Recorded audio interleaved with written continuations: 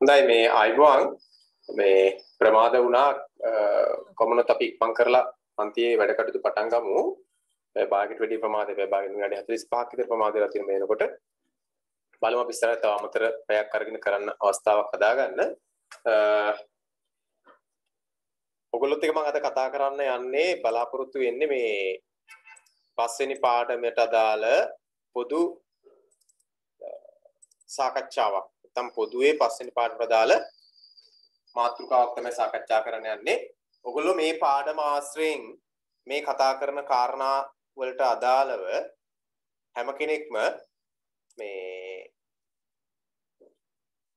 විචාරාත්මක රසාස්වාදයක් ලියන්න අවශ්‍යයි ඊළඟ දවසේ වෙද්දී. මේ පාඩම සාකච්ඡා කිරීමෙන් බලාපොරොත්තු වෙන්නේ ඒක. මින් ඉදිරියට සෑම පද්‍ය පන්තියකටම කතා කරනු ලබන කරුණු පදනම් කරගෙන විචාරාත්මක රසවින්දනයක් හැම කෙනෙක්ම ලියන්න ඕන. දැන් මේ පාඩම අපි දවසක් කතා කරා මේකේ විචාර ප්‍රශ්න අපි සාකච්ඡා කරන්න තියෙනවා. නිබන්ධනයේ වෙනම ටික තියෙනවා.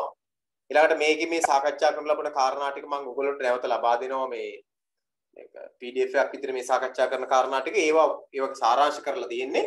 මේ සාරාංශගත කරුණු ටික එකතු කරලා ඔයගොල්ලෝ හැම කෙනෙක්ම රසවින්දනාත්මක ਵਿਚාරයක් රසවින්දනයත් විචාරයක් දෙකම එකතු කරගත්තු සටහනක් ලියන්න ඕන මේකේ තියෙන කෙටි කාරණා ටික එකතු කරලා. දැන් මම ඉස්රාදීක බලාපොරොත්තු වෙන මේ කතා කරන දේවල් එක්ක ඔයගොල්ලෝ මේ වැඩේ කරයිද කියලා. මොකද මේක අවශ්‍ය කරනවා අපිට සමස්ත පාඩම පිළිබඳව දැනුම එකතු කරගන්න. නැත්නම් සමස්ත පාඩම පිළිබඳව අදහසක් එකතු කරගන්න. ඒ නිසා හැම කෙනෙක්ම මේ පාඩම සම්බන්ධයෙන් රසවින්දනයක් එක ਵਿਚාර අදහස් එක්ක රසවින්දනයක් ලියන්න ඕනේ. ඊළඟට අනික් කාරණාව දැන් ඔයගොල්ලෝට මම කිව්වා මේ රචනයේ ලියලා යොමු කරන්න කියලා. තාම කනගාටුදායකයි රචනා ලිවීම. ඊටාම අඩු පිරිසක් තමයි අඩු පිරිසක් කියලා කියන්නේ කීප දෙනා ලියලා තිබ්බේ. අනික කවුරුහරි රචනා ලියලා උන් කරලා තිබ්බේ නෑ. දැන් අපි මං හිතන තව ටික මාසයක් හමාරක් යද්දි අපිට සාමාන්‍ය විදියට මාසයක් දෙකක් විතර වගේ යද්දි තව සාමාන්‍ය විදියට අපිට පන්ති ආරම්භ කරන්න පුළුවන් වුණාම තමයි ප්‍රශ්නේ තියෙන්නේ මේ වැඩ කරන්න තියයි. ඒකට ආපහු වැඩ ටික කරන්න වෙනවා මේ කියන දේවල්. ඒ නිසා මේ කාටවත් මේ වැඩ අතපසු කරලා මගේ හැරලා ඉන්න බෑ. එතකොට අපි මම හැඳින්වීමට එන්න කලින් මම මේ ගොඩාක් කියලා ගන්නේ නැහැ මේක සාකච්ඡා කරන වෙලාව ප්‍රශ්න තියෙන නිසා මේ තව කොටසක් කතා කරන්න ඕන නිසා මුනිසිරිපා සෙම්මින්නේ කියන පද්‍යපන්තිය පිළිබඳව සරල අදහසක් හැඳින්වීමක් කරගන්න නැත්නම් පද්‍යපන්තිය පිළිබඳව සරල විවරණයක් කරගන්න තමයි මේ අද දිනේ මේ අපි සූදානම් වෙන්නේ. එතකොට දැන් මේ විවරණය තුළ තියෙන ඉතාම කෙටි අදහස් ටිකක්.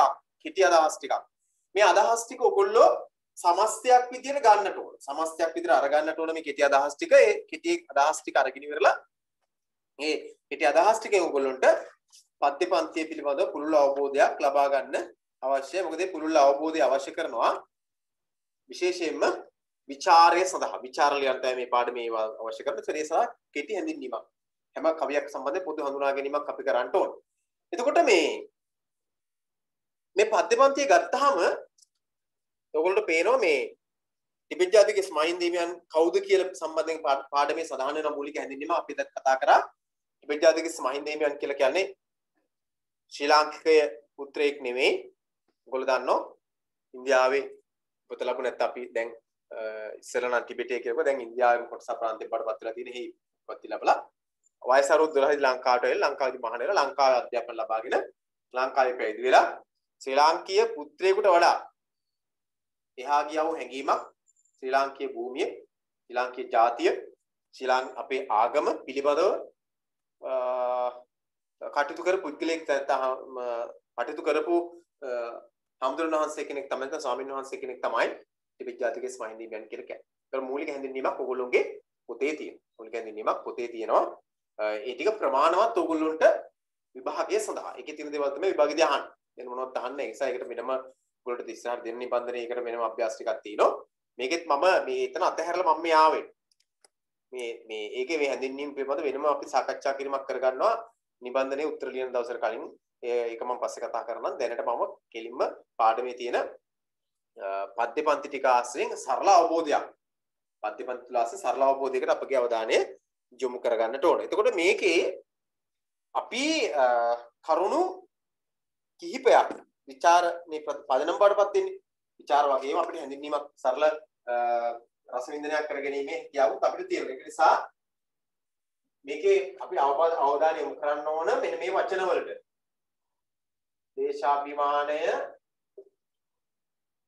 දේශාභිමානය කියන වචනය දේශානුරාගය.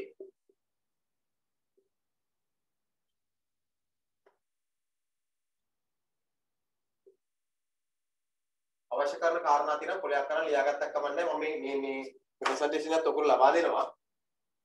දේශාභිමානය දේශානුරාගය කියන දේව සම්බන්ධයෙන් මේ පාඩම තුල ඔයගොල්ලෝගේ අවධානය යොමු කරනවා. කියන පාඩමේ අපේ අවධානය කිරීම යොමු වෙන තුන දේවල් මම මේ කතා කරන්නේ. ඊළඟට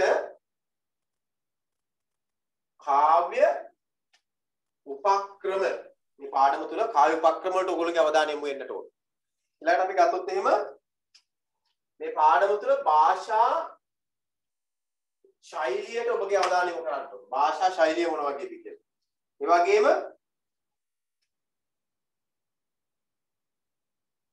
චරිත සංවර්ධනයට ලැබෙන පිටිවහල මොන වගේද? පිටිවහලක් ලැබෙනවද? අන්නේ ටික මොනවද කියලා සොයන්න. කියන්නේ පාඩමේ මම මේ සාකච්ඡා කරන කාරණා අතරේ මේ පාඩම අවසන් වෙද්දී ඔයගොල්ලන්ට පුළුවන් වෙන්නට ඕන මේ පාඩම තුලින් දේශාභිමානය දේශානුරාගය ඇති කරන අවස්ථා මොනවද? දේශාභිමානය දේශානුරාගය ඇති කරන අවස්ථා මොනවද? ඊළඟට මේ පාඩම තුල භාවිතා කරලා තියෙන කාව්‍ය උපක්‍රම මොනවද? කාව්‍ය උපක්‍රම මොනවද? ඊළඟට මේ පාඩම තුල භාවිතා කරලා තියෙන භාෂා ශෛලිය කුමක්ද? මේ භාෂා ශෛලිය කුමක්ද? ඊළඟට මේකේ පාඩම සමස්ත පාඩම තුල නැත්නම් මේ දරුණැවිල්ල කියන මේ පද්‍ය පන්තිය තුල නැත්නම් මුනිසිපල් සිම්මින් කියන අපේ පාඩම තුල එන කවි 10න් චරිත සංවර්ධනය කිරීම සඳහා ලබා දෙන පිටිවහල මොන වගේද? මොන වගේ පිටිවහලක් දෙක ලබා දෙන්නේ? මෙන්න මේ කරුණු හතර මෙනෙහි කරන ගමන් නැත්නම් මේ කරුණු හතරට අවධානය යොමු කරන අතරේ තමයි අපි පාඩම පරිශීලනය කළ යුතු වන්නේ. මේ පාඩම පරිශීලනය කරන මේවට අවධානය යොමු කරන අතරේ දේශානුරාගය දේශාභිමානය පිළිබඳව අවධානය කොහෙද මේකේ තියෙන පත්‍යපන්ති තුල මේකේ භාවිතා කරලා තියෙන කාව්‍ය උපක්‍රම මොනවද? මේකේ භාවිතා කරලා තියෙන භාෂාව මොන වගේද?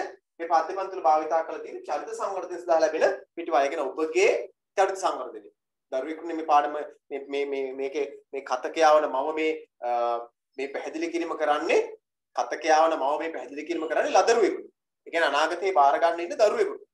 ඒතර අනාගතේ බාර ගන්න ඉන්න දරුවෙකුගේ චරිත සංවර්ධනයට මේ පාඩම තුලින් ලබා දෙන උවදන් නැත්නම් චරිත සංවර්ධන උපකාර වන කරුණු මොනවද? මොන වගේ දේවල්ද චරිත සංවර්ධන සම්බන්ධයෙන් ඉදිරිපත් කරන්න කියලා අපිට මේකේ හඳුනා ගන්න පුළුවන් වෙනවා. ඒ වගේම මේ නිර්මාණකරුවා ත්‍රිවිද්‍යාධිකේ මහින්දේ මියන් මේ නිර්මාණය සඳහා භාවිතා කරලා තියෙන භාෂාව මොන වගේද? නිර්මාණය සඳහා භාවිතා කරලා තියෙන භාෂාව මොන වගේද? නිර්මාණය සඳහා භාවිතා කරලා තියෙන භාෂාව මොන වගේද කියලා කියන්න පුළුවන්. ඊළඟෙම මේකේ තියෙන කාව්‍ය උපක්‍රම මොනවද? ඒ වගේම දේශාභිමානය දේශානුරාගය ඇති කරන්න නිර්මාණකරුවෝ දාගෙන තියෙන දේශාභිමානය දේශානුරාගය ඇති කරන අවස්ථා මොනවද? ඒක පොඩ්ඩක් අවධානයට ගන්න ඕනේ. එතකොට අපි දන්නවා දේශාභිමානය කියන උපන් දේශීය ප්‍රතින අභිමාන නැත්නම් ආඩම්බරය දේශානුරාගය කියන උපන් බියෝ පිළිබඳ තියෙන ඇල්ම එහෙම නැත්නම් අපි කියනවා මේ ආදරය වගේ එකක් කිව්වත් කමක් නැහැ. ඇල්ම නැත්නම් ආදරය වගේ එකක්. එතකොට මේ දේශාභිමානය දේශානුරාගය ඇති කරන්න මේකේ ඇත්තට මේ පද්‍යපන්ති අවසන් වශයෙන් අරමුණු දෙකයි කියලා තියෙන්නේ. මේ පද්‍යපන්තිය ඔයගොල්ලෝ අවසන් වෙනකොට අරමුණු දෙකක් හිටිනු බව තහවුරු කරන්න ඕනේ. එකක් තමයි මේ පද්‍යපන්තිය තුලින් මේ රස විඳින්නා තුල දේශාභිමානයක් දේශානුරාගයක් ඇතිවන බව තහවුරු වෙන්නට ඕන. ඔබ මේක පෙන්වන්න මේ තැන් වලින් මේ අවස්ථාවලින් දේශාභිමානයක් දේශානුරාගයක් සහෘද මනසේ ඇති වෙනවා කියලා. තව එකයි අපිට හොයන්න තියෙන්නේ. ඒ තමයි දේශාභිමානයක් දේශානුරාගයක් වගේම මේ පද්‍යපන්තිය තුල උජ්ජල සංවර්ධනයට ලබා දෙන පිටුවහල මොන වගේද? මොන වගේ මඟ පෙන්වන්නේ මැද මේ පද්‍යපන්ති ලබා දෙන්නේ කියලා ඔයගොල්ලෝ හරියට මේ කරුණු දෙක හොයන්නට උන මේ කරුණු දෙක වෙනුවෙන් ඒ කියන්නේ දේශාභිමානයේ දේශානුරාගය ඇති කිරීමත් චරිත සංවර්ධනයට ලැබෙන චරිත සංවර්ධන කියන දා අවශ්‍ය කරන අසල සකසා දීමත් කියන මේ කරුණු දෙකට අදාළව නිර්මාණකරුවා හැකියාව භාවිතා කළ තියෙන තමයි කාව්‍ය උපක්‍රම භාවිතා කිරීම භාෂා ශෛලිය භාවිතා කිරීම. ඒගොල්ලෝ මම කල්ලුත් කියලා තියෙනවා. සාමාන්‍යයෙන් විභාගෙදී විචාර ප්‍රශ්න හදන තැන් කිහිපයක් තියෙනවා. විචාර ප්‍රශ්න පිළිබඳව විචාර ප්‍රශ්න ගොඩනගන්නේ කොහොමද කියන එක සම්බන්ධයෙන් අපිට අවබෝධයක් තියෙනවා. විචාර ප්‍රශ්න සම්බන්ධයෙන් ගොඩනගන්නේ කොහොමද? විචාර ප්‍රශ්න ගොඩනගන්නේ එකක් තමයි නිර්මාණකරුවා ගැන විචාර ප්‍රශ්න හදනවා. නිර්මාණකරුවාගේ හැකියාව සම්බන්ධ විචාර ප්‍රශ්න හදනවා. දැන් මේ බලන්නකෝ කාව්‍ය උපක්‍රම භාෂා ශෛලිය කියලා නිර්මාණකරුවා සම්බන්ධයෙන් සකසපු ප්‍රශ්න දෙකක්. ඒ නිර්මාණකරුවාගේ හැකියාව තමයි ඒකෙන් පෙන්වු කරන්න හදන්නේ. කියන්නේ මේ දෙක සාර්ථක වෙලා තියෙනවා නිර්මාණකරුවා සාර්ථකයි කියන එක. ඊළඟට ගත්තාම දේශාභිමානය දේශානුරාගය. ඒ කවුද? ඒ තමයි සහෘදයා මත පදනම් වෙච්ච. දැන් සහෘදයා පදනම්. එතකොට නිර්මාණය කරන කෙනයි නිර්මාණයේ රස විඳින ලබන කෙනයි මේ කියන දෙපිරිසම ඉලක්ක කරගෙන තමයි ප්‍රශ්න විචාර ගැටළු කොට නැගෙන්නේ. විචාර ප්‍රශ්න ගැටළු කොට නැගෙන්නේ. ඒතර මේක අපිට පේනවා දෙකක් විතර ප්‍රශ්න හතරෙන් දෙකක් නිර්මාණකරුවාගේ හැකියාව ගැන කියන්න තියෙන්නේ. අනෙක් දෙක මේ නිර්මාණය මගින් ලබා දෙන පණිවිඩ මොනවද කියන සමාජ සෝදනය මොකක්ද කියලා තමයි. එතකොට ඒ අනුව හැම පාඩමකම හැම සාහිත්‍ය පාඩමකම ප්‍රශ්න හදන්නේ ඔහොම තමයි. නිර්මාණකරුවාගේ හැකියාව ගැන ඇගීමක් කරන්න වෙනවා අපිට.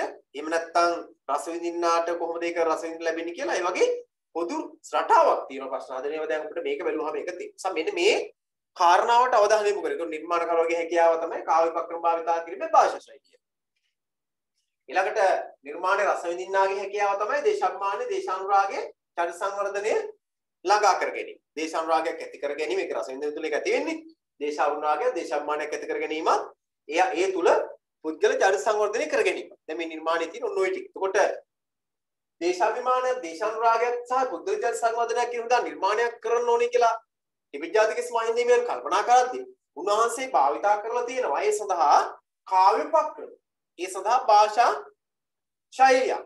ඒතර මේ දෙකටත් අපි අවධානය යොමු කරන්න ඕනේ. එතකොට විශේෂත්වය තියෙන මේ පද්‍ය පන්තිය රචනා කරන ටිබෙට් මහින්දීමයන් ශ්‍රී ලාංකික පුත්‍රයෙක් නොවීමනේ. පටන් ගන්නකොට මම කිව්වා. ලංකාවේ ඉපදිලා ලංකාව පිළිබඳව කෙනෙක් නිර්මාණයක් කරනට වඩා විදේශයක ඉපදිච්ච කෙනෙක් ලංකාවට ඇවිල්ලා ඒ රට පිළිබඳව විශේෂයෙන් දැකලා ඒ රටේ තියෙන ඒ රටේ සුරක්ෂිත භාවය වෙනුවෙන් තමන්ගේ කවි ශක්තිය ගෙනහැර පාන නම් විදහා දක්වනවා නම් ඒක ඇත්තටම ඇගිය යුතු දෙයක් නේ. ඇත්තටම ඇගිය යුතු දැන් මේ නිර්මාණකරුවාගේ වටිනාකම තියෙන්නේ ඒකයි. නිර්මාණකරුවා වටිනාකම තියෙන්නේ ඒකයි. මොකද නිර්මාණකරුවා විදේශීය කෙනෙක්. උන්වහන්සේ ලංකාවට කරලා අවුරුදු 12 ඉඳන් ලංකා අධ්‍යාපන ලැබලා නේද? ඊට මුලින් හැදෙන්නීම තියෙනවා. ඒතර එහෙම කෙනෙක් මෙවැනි හැකියාවක් විදහා දැක්වීම ඇත්තෙන්ම අගය කළ යුතුයි. ඔන්න අගය කළ යුතුයි. දැන් එහෙනම් ඒව තමයි ඔයගොල්ලෝ ਵਿਚාරේ නැත්තම් ඔයගොල්ලෝගේ රස විඳින්නට එකතු කරන කාරණා. එතකොට දැන් මේක කතකයා නැත්තම් ඇත්ත කතකයා තමයි ටිබෙට් ජාතික මහින්දේමියන් පරිකල්පන කතකයා තමයි මව. මව තමයි මේ දරුවාට මේ දරුවා තුළ උපන් දේශීය පිළිවෙල දේශාභිමානය දේශානුරාගයක් ඇති කරලා චරිත සංවර්ධනය කරනවා. ඒ කියන්නේ මේ අම්මා තමන්ගේ දරුවා නලවනවා. තමන්ගේ දරුවා නලවනවා. දරුවා නලවනකොට දරුවාගේ මනසට ලබා දෙනවා මොකක්ද? තමන් උපන් රට පිළිබඳ දේශාභිමානය දේශානුරාගය. රට පිළිබඳ දේශාභිමානයක් ඇති කරනවා. රට පිළිබඳ දේශානුරාගයක් ඇති කරනවා. ඒ විතරක් නෙවෙයි. ඒ අම්මා මොකද කරන්නේ? නිර්මාණයේ ඒ අතරතුර නිර්මාණ කරත්ත කත ගැන නැත්නම් අම්මා තමන්ගේ දරුවාගේ චරිත පෝෂණයට චරිත සංවර්ධනයට අවශ්‍ය කරන උපදේශනයකුත් මේ අතර කරගෙන යනවා. පද්‍යපන්ති පුරාවට මේක තමයි දක්වලා වෙන්නේ. දේශාභිමාන දේශානුරාගය ඇති කරමින් පුද්ගල සංවර්ධන සංවර්ධන අවශ්‍ය කරන වටපිටාවක් හදලා දෙන දරුවා නලවන්නේ මව. ඒ දරුවා නලනකොට දැන් අපේ රටේ අපි දන්නවා අපි රට ගැන අපි ආඩම්බරයක් එහෙම නැත්නම් ඇල්මක් ඇති වෙන්නේ මොකක් හරි හේතු සාධක තියෙන්න එපා. නිකන් ආවට ගියාට එහෙම වෙන්න බෑ. හේතු සාධක තියෙනවා. මොනවා හරි හේතු සාධක. මේ එක හේතු සාධකයක් නිර්මාණකරුවා මෙතන පැහැදිලි කරනවා. ඒ තමයි බුදු පහස ලැබපු ශ්‍රී පාදපත්මයේ පිහිටා තිබීමත් අනෙක් එක තමයි රටේ තියෙන සුන්දරත්වය. ඒ දෙක තමයි මෙතන භාවිතා කරලා තියෙන්නේ. දැන් මේට අමතරව අපිට අපේ රට ගැන දේශාභිමානයක් දේශානුරාගයක් ඇති වෙන්න ඕගොල්ලෝ කල්පනා කරන වෙන දේවල් පොඩ්ඩක් සිහි ගන්නවන්නකෝ. දැන් මෙතන මේක නිර්මාණයේ උදාහරණයක් විදිහට එකයි සිහි ගන්නවා තියෙන්නේ. ඒ ශ්‍රී පාද පත්මයයි ඒ තුල අපි ලබන්නා ස්වභාවික సౌందර්යය. ওই දෙකනේ. ඊට අමතරව ඔයගොල්ලෝ මොනවද හිතන්නේ අපි ලංකාව අපේ රට ගැන අපේ දේශාභිමානයක් දේශාවනක් ඇති වෙන මොන කාරණා නිසා?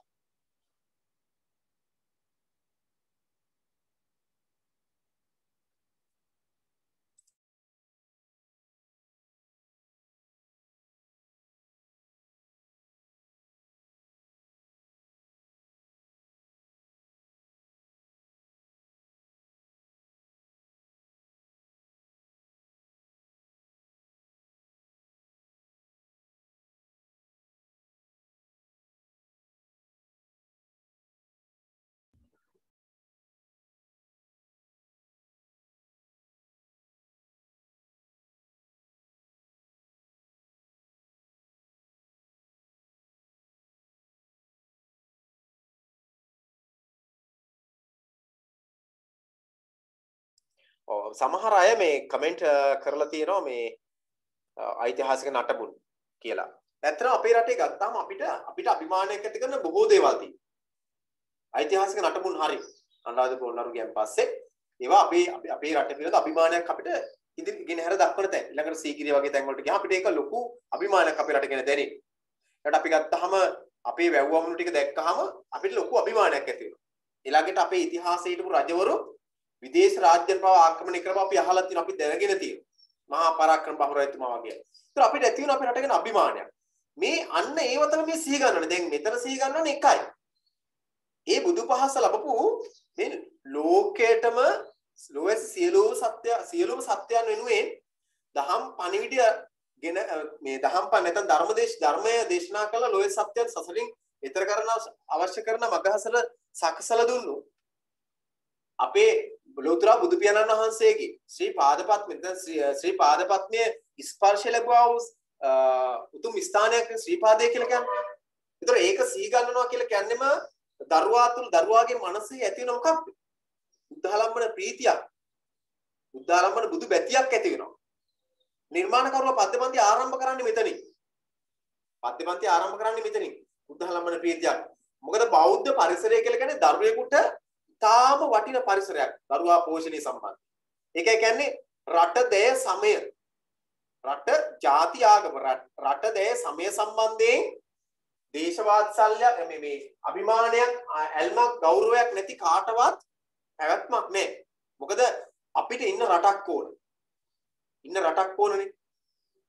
ඊළඟට අපි තනියම පෞද්ගලික ජීවත් වීම ගැන අපි තහවුරුවක් ගන්නෙ නැහැ. අපි ජීවත් වෙනකොට අපි හිතනවා අපි සමස්තයක් විදිහට අපි ජීවත් වෙන්න ඕනේ කියලා. දැය නැත්තම් જાතියක් විදිහට. ඔක්කොම එකතු වෙලා වැඩ කරොත් තමයි ඔක්කොම එකට හිටියොත් තමයි ගමනක් තියෙන්නේ. ඊළඟට සමය කියලා කියන්නේ ආගමනේ. රට දේ සමය කියලා කියන්නේ ආගම. ඒතර දැන් රටක් ජාතියක් ඉක්මීමෙන් ශික්ෂණීය තැනකට රැගෙන යන්නේ මොකක්ද ආගම විසින්. උදාහරණයක් ලංකාව අපි ගත්තොත් බුදුදහම කිසිදු දහමක් පුද්ගල සංවර්ධනය විකෘති කිරීම නැත්තම් වෙනස් මගට යොමු කිරීම කරන්නේ නැහැ. හැම එකක්ම සමාජ යහපත පුද්ගල සංවර්ධනය වෙන්නේ පදන්නේ බුදුදහමත් එමේ. ඒතර රට ජාති ආගම කියලා එකට බැඳිලා යන එක. මේ රට ජාති ආගම පිළිබඳ අභිමානයක් ඇල්මක් ඇති කරලා ඒවා ආරක්ෂා කරගන්න ඕනේ කියන උපදේශය දරුවාගේ මනසට පළපදියම් කරන්න එකතු කරන්න තමයි නිර්මාණකරුවෝ මේ උත්සාහ කරන්නේ. ඒ නිසා ආගම ගැන තමන්ගේ බෞද්ධ බුදුදහම පිළිබඳව ආරම්භයෙන් සඳහන් කිරීමක් කරලා ඒ ආරක්ෂා කරගන්න ඒකේ වටිනාකම කොච්චරද කියලා කියන්න බෑ කියන සිතවිල්ල දරුවෙක්ගේ මනසට ඇතුළු කරනවා. ඔයගොල්ලෝ දන්නවා අවසාන ඵලය තමයි දැනුම. ඒ දැනුම තුළ කුසලතාවයේ අවසාන වශයෙන් ආකල්ප. දැන් මේ දරුවට ලබා දෙන දැනුම. ඒ දැනුම තුළ දරුවෝ කුසලතාවයක් හදාගෙන මේ රටට වැඩදායි ආකල්ප වලින් යුක්ත පුද්ගලයෙක් බවට මෙතනදිපත් වෙනවා. ඒක තමයි මෙතනදි මේ කරන්නේ. ඒකයි මේ කියන්නේ. හරිද? ඒ රටේ සමය පිළිබඳව යම් කිසි අදහසක් නැත. ඒ පිළිබඳ ඇල්මක් ආදරයක් ගෞරවයක් නැති කෙනෙක් නම් ඔහු ද්‍රෝහියෙක් විදිහට තමයි සලකන්නේ. මොකද මේ හැම එකේම පැවැත්ම ඒවායේ සාමූහික පැවැත්ම තමයි රටේ පැවැත්ම බවට පත් වෙන්නේ. ඒක පොඩ්ඩක් මතක තියාගන්න. ඒක දැන් ස්වභාව සුන්දරතර මුනිසිරිපා සෙම්මින්නේ සමනලගේ ප්‍රදේශෙන්නේ මදසුලගයි මේ ඉන්නේ මගේ පුතා නිදියන්නේ කියලා කිව්වහම දැන් ඔකේ තේරෙනවා මේ අර මදසුලගයි මේ ඉන්නේ සමනලගේ ප්‍රදේශයේ ඒ චමත්කාර දනක සුන්දර පරිසරය පිළිබඳ කියපුත් මෙතන අපිට ලබා දෙනවා චමත්කාර දැනුම සුන්දර පරිසර පිළිගයක් ලබා දෙනවා. ඒ අතරේ ඒ සුන්දරත්වය ඇතුලේ අපි ආගම දහම පිළිබඳ අපිට සිහිගැන්වීමක් කරනවා. මොකද ආගම තමයි පුද්ගල සංවර්ධනයේ කේන්ද්‍ර ස්ථානයේ බවට පත් වෙන්නේ නේද? ආගම තමයි පුද්ගල සංවර්ධනයේ කේන්ද්‍රය. ඒතර ශ්‍රීපාද පත්මය කියලා කියන්නේ අපිට මහත් භක්තියක් ඇති කරන ස්ථානයක්. ඒ වගේම ශ්‍රීපාද පත්මය කියලා කියන්නේ ලංකාවාසී සියලු ජාතීන් එකට එකතු වෙන තැනක්. කතරගම වගේ තමයි. ශ්‍රීපාද පත්මයටත් එහෙම එකතු වෙනවා. සිංහල මිනිස්සු විතරක් කෙන එකක් නෙවෙයි.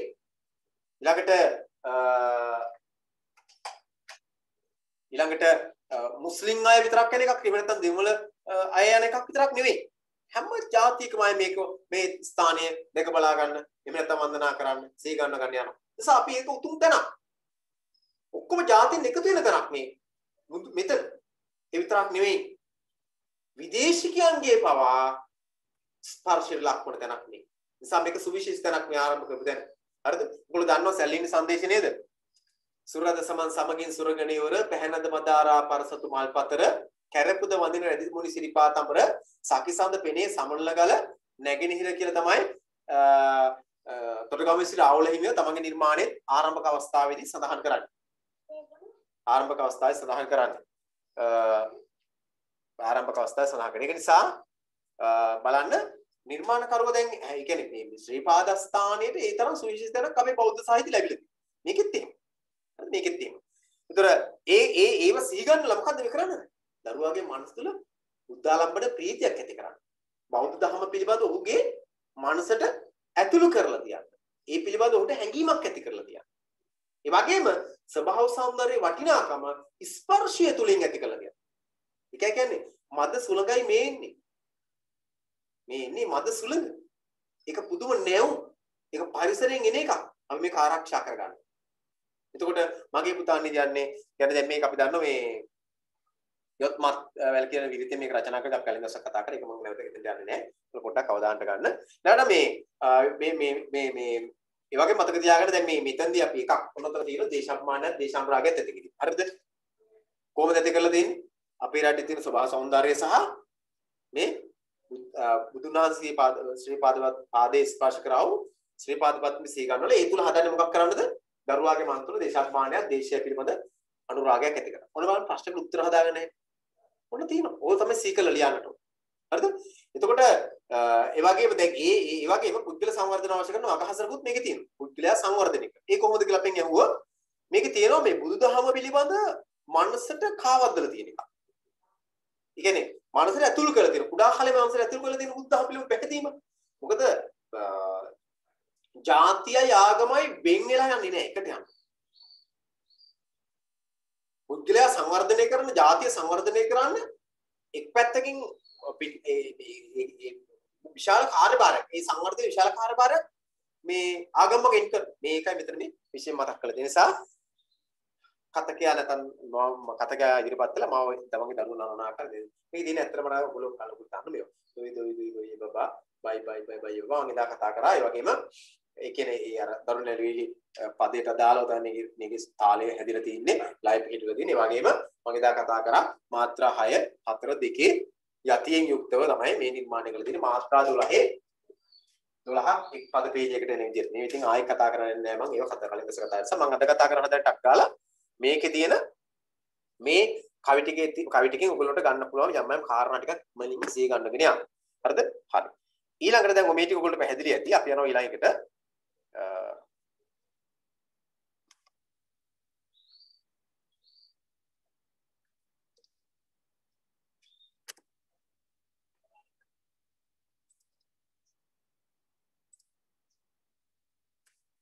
පිරිත ගැන අපි එදා කතා කරා. ඊළඟ අපි ගත්තොත් එහෙම මේකේ මේ ඊළඟ කවියේ ගොඩාක් දේවල් නැහැ ඊළඟ කවියේ බොහොම ටිකයි තියෙන්නේ මේ බලන්න. මම මේක ලබා දෙන්නම් ඔයගොල්ලන්ට. මේක අපි කතා කරා. පිරිත ගැන කලින් දවස් කතා කරා. ඒකත් එක්ක ඔයගොල්ලෝ ලබා ගන්න පුළුවන්. ඒක ඒක හදා ගන්න පුළුවන්. නිදහස මහ මුහුදක් වේ එහි උල්පත පුතනුඹ වේ ඒ බව සිහි කොට මිලවේ යුතුයකම ඉටු කළ යුතුය. දැන් දරුවට කියනවා දැන් මොකද්ද කරන්නේ දරුවෝ? දැන් දරුවා බින්දිනීය දැන් ඉන්නේ තාම සුන්දර නැවුම් මානසික මට්ටමක මේ වෙලාවේ ඉන්නේ දරුවෝ. බුද්ධාලම්බන ප්‍රීතියෙන් යුක්තව නැවුම් මද සුළඟ ආස්වාදය කරමින් බොහොම සැහැල්ලුවෙන් ඉන්න වෙලාවේ මේ නිදා ගන්න වෙලාව කියලා කියන්නේ බොහොම තැම්පත් වෙලාවක්. ඒ වෙලාවේ දරුවට කියනවා අම්මා මොකද්ද කියන්නේ? පුතේ රට ජාතිය වෙනුවෙන් රට ජාති ආගම වෙනුවෙන් කරන්න තියෙන බොහෝ යුතුයකම් කොටසක් බොහෝ වගකීමක් තියෙන ඔබට. රට ජාති ආගම වෙනුවෙන් ඉටු කරන්න. ඒ රට ජාති ආගම වෙනුවෙන් ඉටු කරන්න තියෙන වගකීම යුතුයකම නොපිරිහෙලා ඉටු කරන්නට ඕන. හරිද? ඒක ඉටු කරන්න නම් ඒක ඉටු කරන්න නැත්නම් ඒක ඉටු කරන්න ඕනේ ඇයි? මේ අපිට තියෙන මේ නිදහස අපිට ලැබිලා තියෙන මොකක් නිසාද? නිදහස ලැබිලා තියෙන්නේ මේ අපේ රට නිසා. ඊළඟට අපේ ජාතිය නිසා, අපේ ආගම නිසා. ඒතර නිදහස මහ මුහුදක් වේ එහි උල්පත පුතනුම. ඔබ දන්නෝ මේ පුතා නැත්තම් උල්පතකට සමාන කරන මේ මුළු මහත් ශ්‍රී ලාංකීය කුඩා දරු පරපුර තමයි මේ උල්පත් වලට සම්බන්ධ කරන්නේ. ඒතර ඒව ඔක්කොම එකතු වුනහම තමයි අපි දන්නවා ඇල දොල ගංගා මුහුද දක්වා යන්නේ.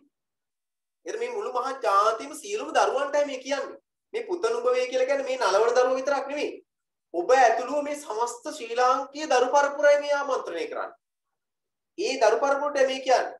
ඒතර මේ උල්පත් මේ හැම දරුවෙක්ම අපේ ඉන්න මේ හැම දරුවෙක්ම අපේ රටේ උල්පත්. නිදහසේ උල්පත. ඒ නිදහසේ උල්පත් එකතු වුනහම තමයි මහා එකක් හැදෙන්නේ. ඒක නිකන් මහා මුහුද වගේ එකක් හැදෙන්නේ. උල්පත් එකතු වෙලා දොළවල් හැදිලා, ඇලවල් හැදිලා, ගංගා හැදිලා ඊට පස්සේ මුහුද හැදෙන්නේම. ඒ වගේ ඔබ කවුරුත් එකට එකතු වෙලා තමයි මේ සාමූහිකත්වය තුළින් තමයි මේ ජයග්‍රහණයට යන්නේ. මේක ඇති කරගන්න ඕනේ. මේ වෙද්දී රටේ තිබුණු තත්ත්වය මොකක්ද? රටේ තිබුණු තත්ත්වය තමයි විදේශීය ආක්‍රමණයක් නැත්නම් විදේශීය ජාතියක් විසින් අපේ රට පාලනය කිරීම. ඒතර මේ පාලනයට විරුද්ධව තමන්ගේ පණ්ඩිත අවියක් කොට ගැනීම තමයි මේ උන්වහන්සේ කරන්නේ. ඒතර මම මේ තමන්ගේ දරුවාගේ මනස තුළ කියන්නේ අපේ මේ ඒ කාල සීමාව හිටි දරුවන්ගේ මනස තුළ ඇති කරන්නේ මොකද්ද? නිදහස පුතේ හැම එකටම වඩා වටිනවා. අපිට කොහොම නිදහස? අපේ නිදහස නේද? අපේ ජාතියට අපේ නිදහසක් නෑ. අපේ ජාතිය පිළිබඳ අපේ නිදහසක් නෑ. ආගමික නිදහසක් අපිට නෑ අපේ කියලා. අපේ රටේ අපි නිදහසක් ඕන. ඒ නිදහස පුදුම තරම් වටිනවා. ඒ නිදහස පුතේ එක්කෙනෙක්ගෙන් කරගන්න පුළුවන් එකක් නෙමෙයි. ඒ නිදහස ළඟා කරගන්න නම් මේ ඔක්කොම එකතු වෙන්න ඕන. හරියට නිකන් නිදහස මහ මුහුදක් නම් ඒ මහ මුහුද හැදීමට පදනම වුණු උල්පත ඒ උල්පත බවට පත් වුණේ නුඹ. උල්පත පත් වෙන්නේ නුඹ. නුඹලා වැනි මේ සමස්ත එකතුවක් තමයි ඇලදුල ගංගා බවට පත් වෙලා අවසානයේ මුහුදක් නැත්තම් නිදහසක් බවට නිදහස හදාගන්න පාර්ශ්වය බවට පත් වේ. සා අන්න ඒක හොඳින් සීතියා ගන්න. නිදහස නැති තැන අපි නිවටේ බවට පත් වෙනවා. ඉතින් ඒකෙන් මුදා ගන්න නැත්තම් ඒකෙන් ගැලවිලා ඉන්න තමයි අපේ මේ ප්‍රයත්නයක හැම කෙනෙක් මතක තියාගන්න. හරිද? හරි. මේ කියන කාරණා තා පොඩ්ඩක් ඔයගොල්ලෝ භාවිත කරන්න. විශේෂයෙන්ම රූපකාර්තවත් කියලා කියන නිදහස මහ මුහුදක් වේ. නිදහස මහ මුහුදක් වගේ කියනකට වඩා එලින්ම කියලද නිදහස කියලා කියන්නේ මහ මුහුදක්. ඒ මහ මුහුද කියන එකේ පිටේ මෙතන මතක තියාගන්න කාරණාවක් තියෙනවා. මහ මුහුද කියලා කියන්නේ පුදුම තරම් වටින දෙයක්. ඔයගොල්ලෝ දන්නේ මහ මුහුදේ වටිනාකම කොච්චරද කියලා කියන්න බෑ. සීමාවක් නැහැ. සීමාවක් නැහැ මහ මුහුදේ වටිනාකම. එතකොට ඒ වටිනා එක තමයි නිදහස කියලා කියන්නේ. ඒ කියන්නේ නිදහසේ වටිනාකම ව්‍යංගයෙන් කියන මහ මුහුද භාවිතයි. නිදහස වෙන කියන්න ක්‍රමයක් නැහැ. නිර්මාණකරුවෝ මහ මුහුද ආශ්‍රයෙන් නිදහස ගැන කියනවා. ඒක පුදුම තරම් වටිනවා. නේද? ඒක පුදුම තරම් වටිනවා. මහ මුහුද කියලා පුදුම තරම් වටින එකක්. මේ ලෝකෙට කොයිතරම් සේවයක්, කොයිතරම් දෙයක් මේ ලෝකෙට එකතු කරන එකක්ද නේද? මිනිස්සු කාන්තාර තියෙන ප්‍රදේශ වලට ආග්‍රහණය කරන්න අවශ්‍ය කරන ඔක්සිජන් ටික පවා ලබා දෙන්නේ මේ ලෝකයේ පිහිටි මුහුද වගේ. ඔයගොල්ලෝ දන්නව නේද? ඔයගොල්ලෝ දන්නව නේද? ගස් කොළන් වලින් විතරක් නෙවෙයි ඔක්සිජන් උදාහරින්නේ මහ මුහුදේ ඔක්සිජන් උදාහරණයක් ඔයගොල්ලෝ දන්නවනේ. මේ ගස් කොළන් වලට වඩා මහ මුහුදේ ඔක්සිජන් උදාහරණ ප්‍රමාණය වැඩි. නිසා ඒ වටිනාකම කියන්නේ මේ නිදහස කොයිතරම් වටින එක මහ මුහුදක් වගේ ඒක ආරක්ෂා කරගන්න රැක ගන්නට අවශ්‍යයි. හරිද? හරි. ඊළඟට බලන්න මේ රූපක භාවිතා කරන උපමා භාවිතා කරන විදිහේ උපමා ස්වභාව එකක්. උපමා රූපක කියලා දෙකක්. රූපකයක් කියලා කියන්නේ කෙලින්ම මෙහෙම කියලා කරන උපමා එක උපමාවක් විදිහට කියන්නත් පුළුවන්. ඊළඟට මේ හැම එකෙම උත්සාහ කරන්න මොකක්ද උත්සාහ කරන්නේ? උත්සාහ කරන ජාතික අභිමානය පිළිබඳ හැඟීම් දරුවාගේ මනස තුල ඇති කරන්න. ඊළඟ මෙන්න මෙතන හරි අපූර්ව කොටසක් තියෙනවා. ආවේගශීලී ස්වභාවයක් ආරම්භයේ තියෙන. ජාතික රණ දිරණ මතේ ගැටි වැටි මල මොහොතේ පටන් ගන්නතර. ඒතකොට ජාතිය වෙනුවෙන් ජාතිය නිදහස වෙනුවෙන් සටන් කිරීම හැම දරුවෙක්ගේ මනස එකතු කර ගන්න කාරණා. ජාති ආගම. මෙතන ජාතිය විතරක් නෙවෙයි. මෙතන මේ ව්‍යංගයෙන් කියනවා රට ආගම කියන දෙක. ඒ ව්‍යංගයෙන් කියනවා. ඒ කියන්නේ ජාතික රණ දිරණ මතේ ගැටි වැටි මල මොහොතේ. අපිට මේ හැම වෙලාවෙම මතක තියාගන්න අපේ රට ජාතිය පිළිබඳ අපිට හැඟීමක් ඇති වෙන්න ඕනේ. ඒ සම්බන්ධයෙන් දිවි පරතුරු තියන තමයි අපි සුදන. අපේ රට වෙනුවෙන් අපි අපේ ජීවිතය පවා පරතුරු නැත්නම් ජීවිතය පවා පුද කරන තරම් අපි සූදානම් වෙලා ඉන්න ඕනේ. ඒක මේ කියන්නේ. ඒක අපේ යුතුයකම. ඒක පරම අදිෂ්ඨානක් තියෙනවා අපිට. අපේ ජීවිතය පුදලා හරි අපේ රට ආරක්ෂා කරගන්න. අපේ ජාතිය අපේ ආගම රැක ගන්නවා. ඒ උදාාරතර හැඟීම දරුවාගේ මනසේ ඇති කරන දේ නිර්මාණ කරව උත්සාහ කරන්න. නිර්මාණ කරව මෙතෙන්දී මානසික අල්ලසකුත් දෙනවා දරුවට. ඒක අල්ලසක්ම කියලා කියන්නත් බෑ. නමුත් මානසික අපි ඔහුට යම්කිසි අපි කියනවා මේ ඔහු ටිකක් ඉහළින් ඔසවලා දෙන්න. ඒ කොහොමද? එහෙම රට ජාති ආගම වෙනුවෙන් මිය ගියොත් ඒක නිකන් මොන වගේද කියනවා. මේ මිය යාම දෙව්ලෝ ඉපදීමට තරම් මහත් ඵල මහානිසංසගෙන දෙන කාරණාවක් වඩපත් වෙනවා. දිව්‍ය ලෝක ඉපදෙන්න තරම් කාරණාවක් වඩපත් වෙනවා.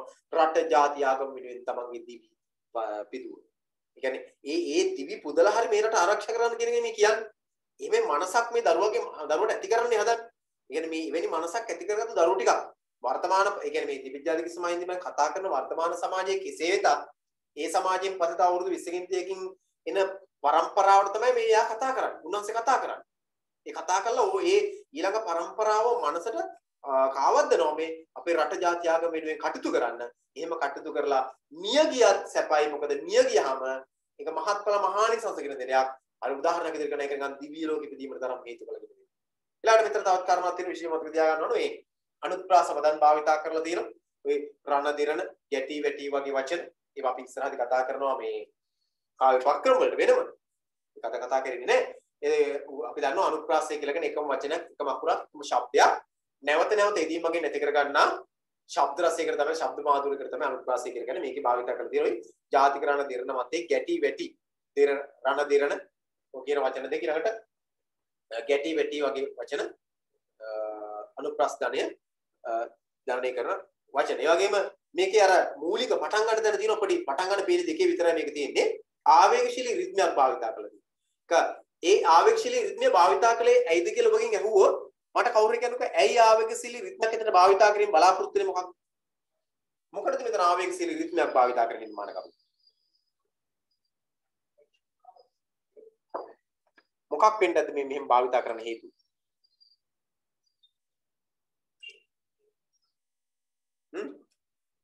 මේ ආවේගශීලී හැඟීමක් ආවේගශීලී රිද්මයක් යොදාගෙන තියෙන්නේ මෙය බලමු කමෙන්ට් එකක් එන පොඩ්ඩක් බලමු මොකද තත්ත්වය කියන්නේ. මනස පුබුදවන්න. ඒ වගේ එකක් තමයි. ඒ කියන්නේ ඕ මනස පුබුදවන්න. මනස පුබුදවන එක වෙන විදිහකට අපි කියනවා නම් ඒ කියන්නේ අවධාරණය කිරීම. අවධාරණය කරා. මේ බලන්න රට ජාතිය ආගම වෙනුවෙන් මරුණට කමක් නැහැ කියන එක අවධාරණය කරන්න තමයි ඒක ආවේගශීලී රිද්මයක් භාවිතා කරලා තියෙන්නේ. මේ ආවේගශීලී රිද්මය දැන් මේ මම මේවත් මතක් කරගන්නවා. ආවේගශීලී රිද්මය අනුත්ප්‍රාසය කියලා කියන්නේ කාව්‍ය උපක්‍රම. මතක තියාගන්න. ඔය ආවේගශීලී රිද්මය අනුත්ප්‍රාසය කියලා කියන්නේ කාව්‍ය උපක්‍රම. නිර්මාණ කරන භාවිත කරන උපක්‍රම. දරුවට අවධාරණය කරනවා මොකද වෙන්නේ? උදේ රට ජාති ආගම වෙනුවෙන් මරුණත් සැපයි. ඒක මහත්ඵල මහානිසංස කෙර දෙනවා. ආරම්භක පේලි දෙක ඊටාම වේගෙන් ඇදී යන බව කියන ආවේගශීලී රිද්මයක් භාවිතා කරනවා. නිර්මාණය සාර්ථක කරගන්න එක භාවිතා කරනවා. ඒ වගේම බලන්නකො එක පාරටම ඊළඟ පද දෙකට ආවෙන් පස්සේ මොකද වෙන්නේ? අර ආවේගශීලී රිද්මය නැවත සම්නෙමෙන් පවසන කාරණාවක් වඩපත් කර ගන්න. සුන්දර සුර මුන්ගේ අතේ නැලවෙන බව සිතන පුතේ. සුන්දර සුර මුන්ගේ අතේ නැලවෙන බව සිතන. කියන්නේ මේ අර ආවේගශීලී පටන් ගැම්ම ඒකේ ප්‍රතිඵලය ඊටාම සම්නිමෙන් ඉදිරිපත් කරන දරුවට කියනවා මෙහෙම වුණොත් මෙන්න මෙහෙම වෙනවා. හරිද? ඒතර මේකෙන් අපි ඇති කරගන්න මොකද්ද?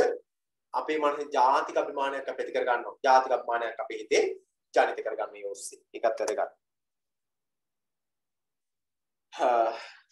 ඊළඟට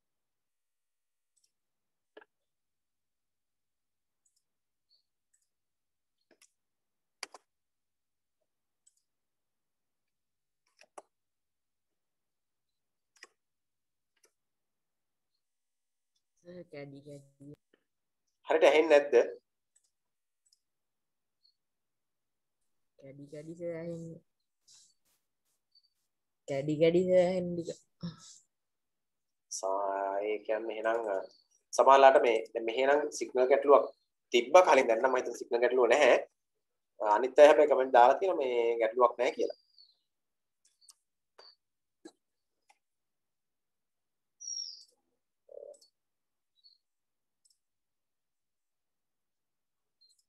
මම මේක යොමු කිරීමක් කරනවා ඔයගොල්ලන්ට. හරිද? ඒ නිසා මේ අගෙන ඉන්න ඊට පස්සේ ඔයගොල්ලෝ ඒවා ඒ කතා කර කාරණාත් එක්ක සම්බන්ධ කරලා මේකේ රසවින්දනය ලියනවා.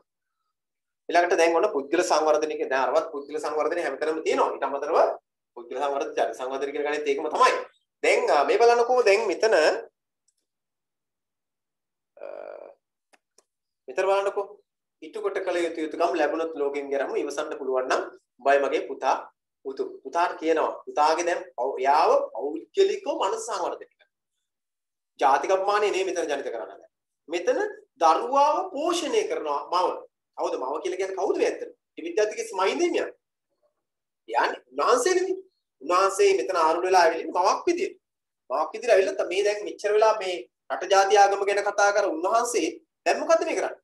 පුද්ගලයා මේ දරුවා සංවර්ධනය කරනවා. මානසික සංවර්ධනයක් ඇති කරනවා දරුවා. මේ මානසික සංවර්ධනය කියන්නේ මේ දරුවා ගැන මේ කියන්නේ. මේ දරුවා විතරක් නෙමෙයි මේ අනුමාන කරන්නේ. මේ සමස්ත දරු පරපුර මේ අනුමාන කරන්නේ.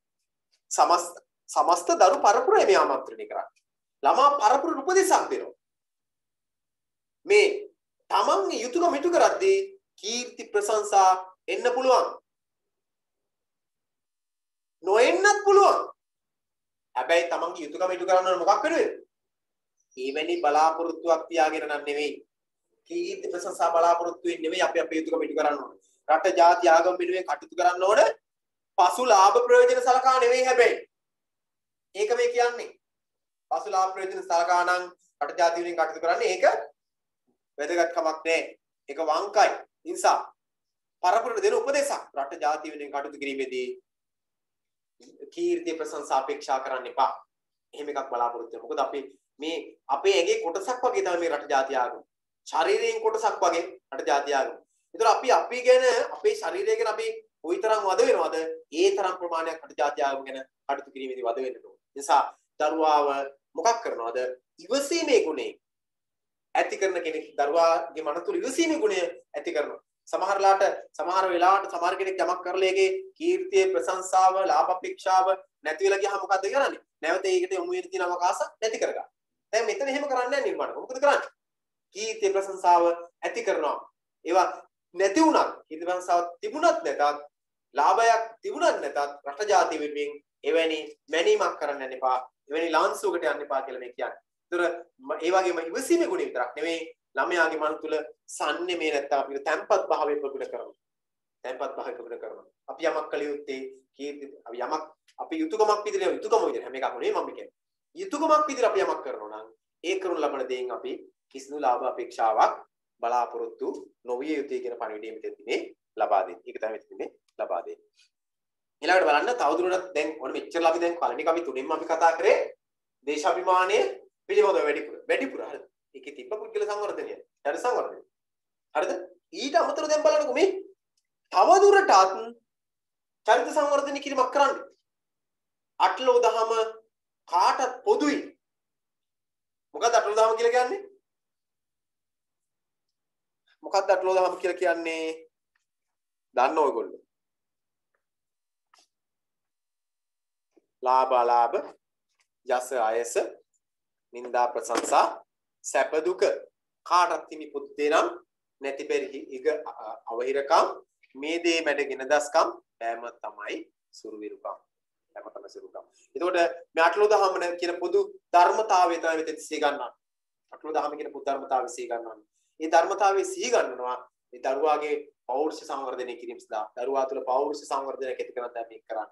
දරුවෙක් වුණාන් පස්සේ අටලෝ දහමට පුරුදු වෙන්න ඕන. හැම දරුවෙක් කියන හැම කෙනෙකුටම මේක අදාළ බුද්ධ ධර්ම දේශනා කරනවානේ.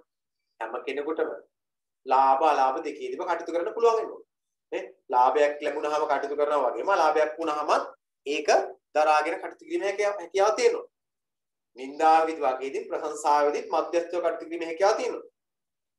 සැපේදී වගේම දුකේදී එකලෙස කටයුතු කිරීමේ හැකියාව තිබෙනවා. හරිද?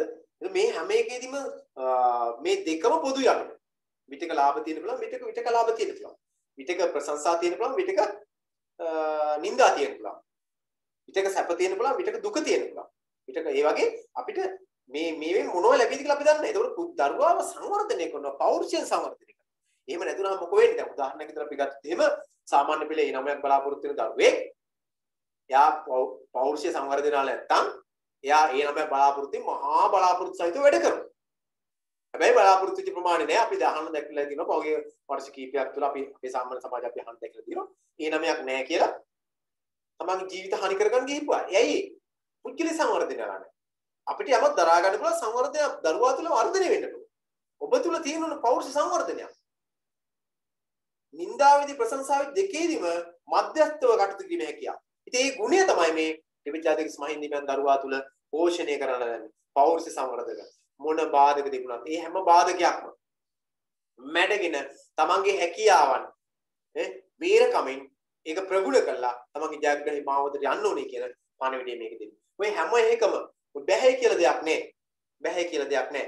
හැමතැනම ජයග්‍රහණයක් තියෙනවා. ඒ ජයග්‍රහණේ වැදගත්ම කාරණාව බවට පත් වෙන්නේ උත්සාහය. දස්කම වීරකම උත්සාහය. දෙවනුව තමයි දෛවය කියලා අපි කියනවා වාසනාව කියන එක. වාසනාව කියන එක. සමහර අයගේ එක මතුවෙන්න පුළුවන් වැඩ නොකර නමුත් වඩාත් වටින්නේ දෛවයට වඩා නැත්නම් අපි කියනවා ලැබෙන දේට වඩා උත්සාහය වටින. හරිද? ඒ උත්සාහයෙන් ජය ගන්න එක ගන්න එක තමයි මේ කියන්නේ. හරිද? ඊළඟට මිතුරුකමින් පෙරට එතොත්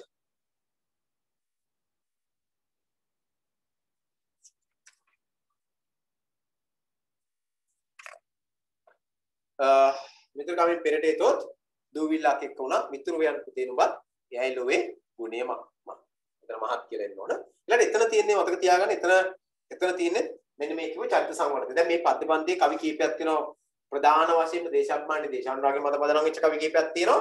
ඒ වගේම චරිත සංවර්ධන අවශ්‍ය කරන කවි ටිකක් තව තියෙනවා. ඒ නිසා මේවා වෙන් කරලා හඳුනා ගන්නවා ප්‍රශ්න ටික කතා කරන දවස් කතා කරමු අපි. ඒක ඊළඟ දවසක් මේ පාඩම අවසන් කරගන්න පුළුවන්. නිබන්ධනය මම ලබා දෙනවා.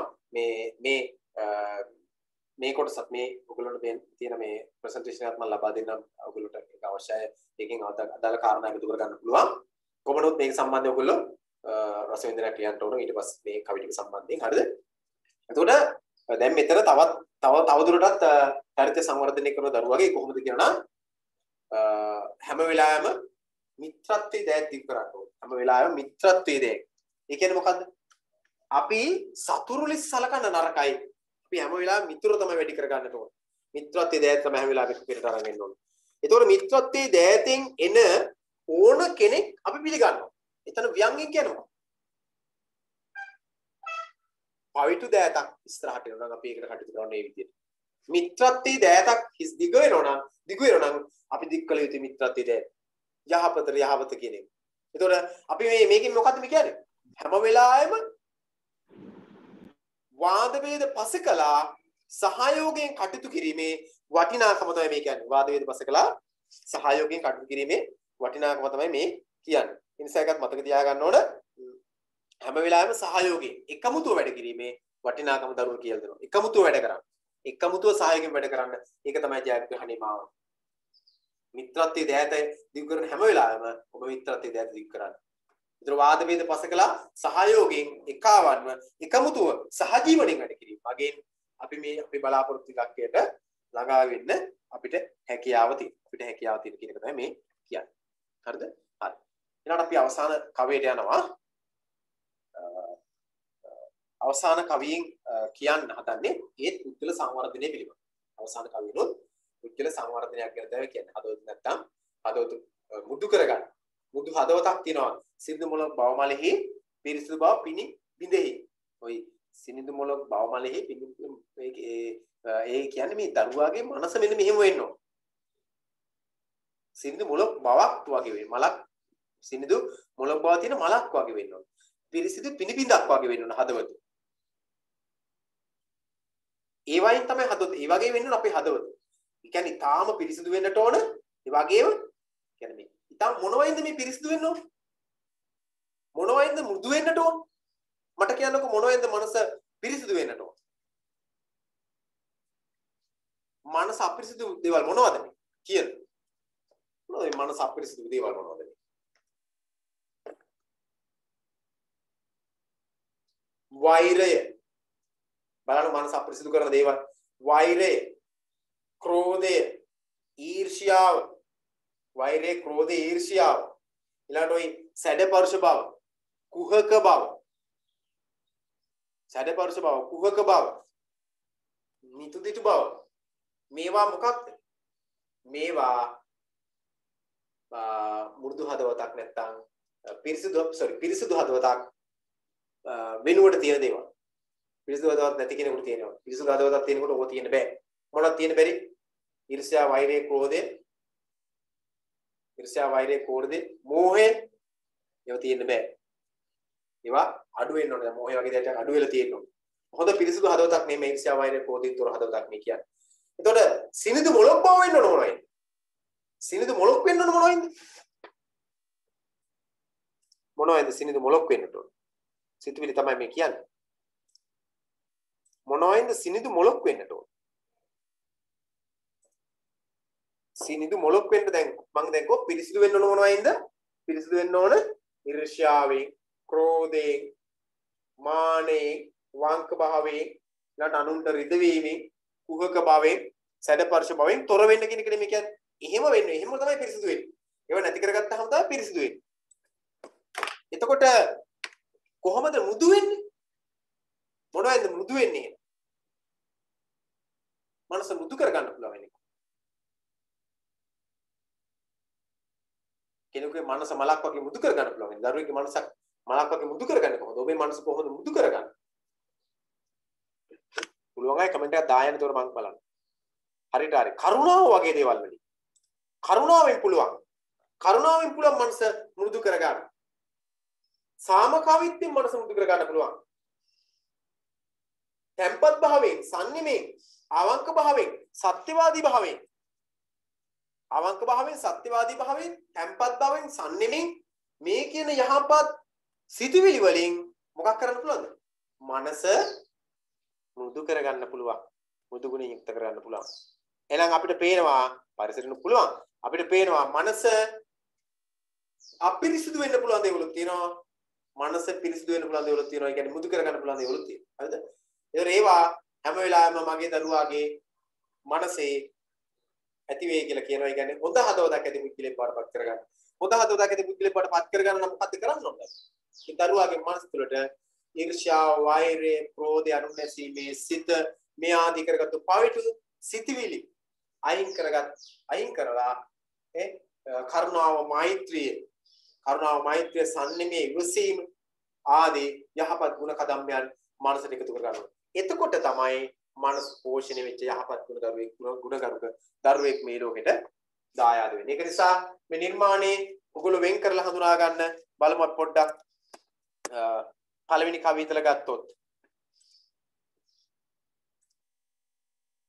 කවිය ඉතල ගත්තොත්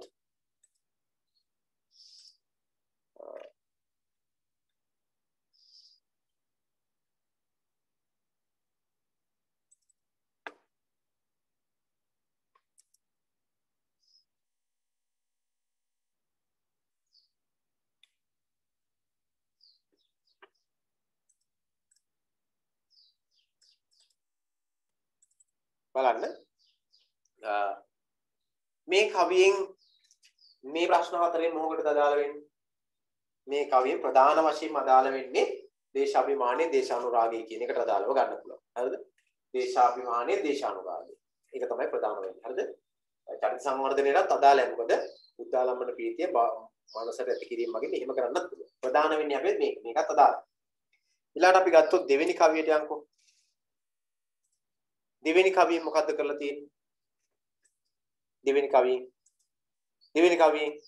කවියේ තියෙන්නේ මේ කිව්ව කාරණා දේශාභිමාන දේශානුරාගයම තමයි. ඊළඟට ಜಾති මේ ඊළඟ කවිනුත් ඒක දේශාභිමාන දේශානුරාගය පුද්ගල සංවර්ධනය මේක යටින් තියෙනවා. ඒක මම උද්‍යෝග ගන්න යන්නේ නැහැ. ඊළඟ කවියේ ඒකෙත් එහෙමයි.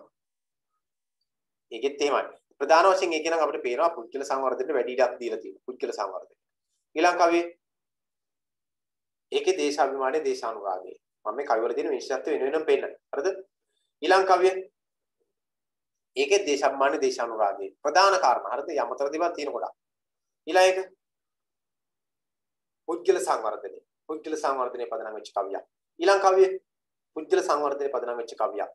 ඊළඟ කවියේ පුද්ගල සංවර්ධනයේ පදනම් වෙච්ච කවියක් ඊළඟ එකක් තියෙනවා. ඒතර ඔයගොල්ලෝ පේනවා පද්‍ය බැලුවාම පුද්ගල සංවර්ධනයට දාලා කවි ටිකක් ඍජුවම අපිට ගන්න පුළුවන්. ඒවා ව්‍යංගයේ තියෙනවා ජාතිකම්මාන දේශාභිමානය. ඒ වගේම ජාතිකම්මාන දේශාභිමානය ඉහළින්ම පෙන්눔 කරන කවි ටිකකුත් තියෙනවා. ඒවා අපි වෙනම හදාර ගන්නවා. අපි මේ ටික පිළිබඳව අපි සාකච්ඡා කර ගන්නවා. මේකේ ප්‍රශ්න 4 සාකච්ඡා කරද්දී නිබන්ධනෙත් එක්ක ප්‍රශ්න 4 සාකච්ඡා කරද්දී මම ඊළඟ දවසෙත් මේ විදිහට ප්‍රසන්ටේෂන් එකකින් ප්‍රශ්න 4 සාකච්ඡා කරනවා. මේ ප්‍රශ්න 4ත් හදලා මම ප්‍රසන්ටේෂන් එක ඔයගොල්ලෝ දෙන්නම්. අද කතා කරන්න ඉතින් බොහෝ කාරණා ඇත්තටම කතා කරගන්න බැරුණා මගේ හැරුණා මේ ඒක ඊළඟ සාකච්ඡා කරගමු අපි කතා කරන්න තියෙන කොටස් ටිකේ. අපි ඔයගොල්ලෝ ගාව ඇති නිබන්ධනයක්. මේ නිබන්ධනය ගන්න ඉක්මන් කරලා වාක්‍ය රීති නිබන්ධනය.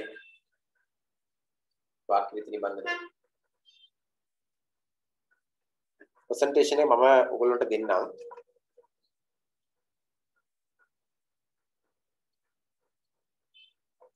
අමතර පන්තියක් අපි ඉස්සරහදී දවසක් හදාගෙන දාගන්න. අද පන්ති වෙනුවට. අද පන්තික අමතර පන්තියක් කියන අපිට පැයක් එකමාරක් කතා කරගත්තත් ඇති අමතර පන්තියක් දාගන්න.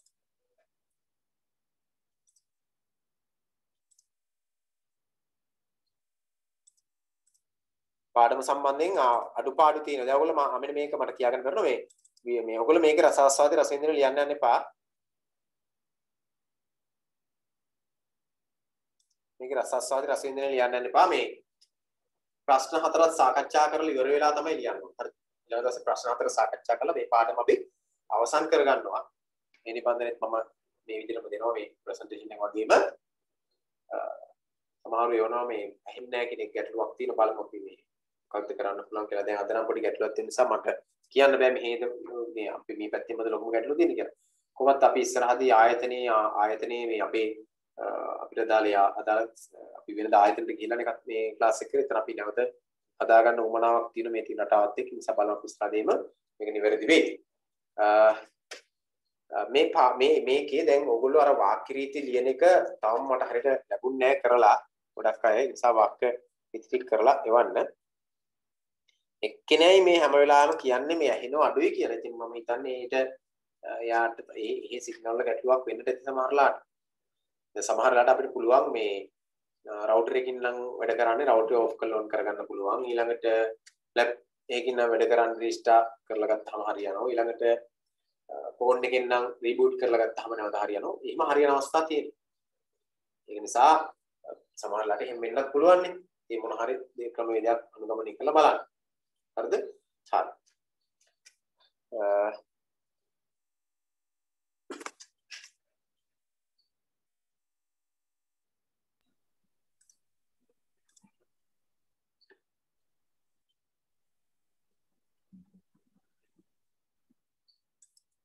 සිංහල ගෲප් එකේ නෑ කියලා කියන්නේ ඔය කියනවා ඇත්තේ මේ වැඩ පිටු වෙන්නට ඇති. අපි එදා මෙතනින් අවසන් කරා. දැන් අපි මේ පාඩම අපි අවසන් කරන්න ඕන. අපි බොහෝ වෙලාවට ලබන සතියේ අපිට ආරම්භ කර හැකි මේ පස්වෙනි පාඩමේ සාහිත්‍ය පාඩම අවසන් කරගත්තොත් අපි ලබන සතියේ අනිවාර්යයෙන්ම අපේ ඊළඟ පාඩම සංධි පාඩමක් පටන් ගන්නවා. ලබන සතියේ නිබන්ධනේ ලබා දෙනවා. නිබන්ධනේ ඉතින් ඔයගොල්ලෝ කරන්නම් පින් කරගන්න පුළුවන් පින් කරගන්න. එහෙම නැත්නම් නිබන්ධනේ අපිට නිබන්ධනේ පුළුවන් මම පින් කරලා දෙන්න පුළුවන් අර වෙන ක්‍රමවේදයක් තියෙන. ඒ ක්‍රමයට හරි බලමු අපි ඉස්සරහට මොකද කරන්න පුළුවන් කියලා. හරිද? හරි. දැන් අපි තව විනාඩි 15ක් 20ක් විතර අපිට පන්ති කරන්න වෙන්නේ. ඒ නිසා ඉතා ඉක්මනින් අපි මේ කොටස් කීපයක් සාකච්ඡා කරගමු. මොකද ඊළඟ පන්ති පටන් ගන්න එපා. ඒක නිසා. දැන් අපි මේ කතා කර කාරණා ටික මම කල නැවත මතක් කරගත්තොත් මේ පාඩම තුළ අපි සාකච්ඡා කරගත්තේ වාක්‍ය රීති වල වචන ભેදයේ, පුරුෂ ભેදයේ, ලිංග ભેදයේ, ප්‍රාණවාචී අප්‍රාණවාචී ભેදය කතා කරලා අවසන් කරලා තිනවා. ඒ වගේම ගෞරවාර්ථ ප්‍රත්‍යහ පද භාවිතය කතා කරලා අවසන් කරා. සමූහාර්ථ වාචී පද භාවිතය කතා කරලා අවසන් කරා. නිත්‍ය බහුවචන පද භාවිතය සාකච්ඡා කරලා අවසන් කරා. ඒ වගේම සම්බන්ධ වාචී නිපාත භාවිතය කතා කරලා අවසන් කරා. ඇතනත භාවිතය කතා කරලා අවසන් කරා. නිපාත භාවිතය යවන් කතෘ පදේ උක්තවන අවස්ථා කියලා වෙනම ටිකක් සාකච්ඡා කරලා කතා කරලා අවසන් කරලා තියෙන්නේ. ඊළඟට අපි අද අපේ අවධානය යොමු කරනවා කතෘ පදේ අනුක්තවන අවස්ථා කියන කොටසට. කතෘ පදේ අනුක්තවන අවස්ථා. කතෘ පදේ අනුක්තවන අවස්ථා කීපයක් තියෙනවා. ඒ ටිකත් අපි මෙතෙන්දී අපගේ අවධානයට ගන්නට ඕන. බලන්න.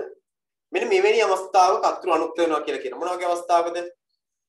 ඇයි කෙසේද කවරදාද මොනවාද කියන ප්‍රශ්නවාචී යෙදුම්.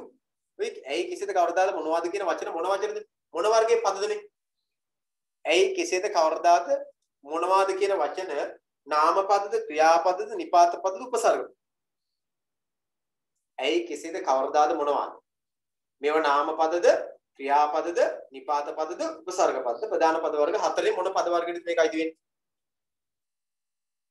ඇයි කෙසේද කවරදාද මොනවාද කියන එක මොකටද අයිති වෙන්නේ?